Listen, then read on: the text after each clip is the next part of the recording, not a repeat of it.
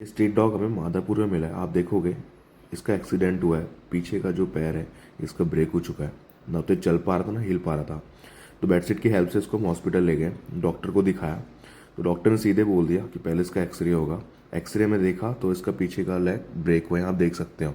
Surgery cost आ रहा है 50 to 60 के। हम एक गवर्नमेंट हॉस्पिटल देख रहे हैं जहाँ पे आपका 25 to 30 के में हो जाए। Please help us to raise the fund. Dog का ऑपरेशन कराना बहुत इंपॉर्टेंट है और हॉस्पिटल का नाम है जुपिटर पेट हॉस्पिटल। कोई इंक्वायरी हो आप पूछ सकते हो।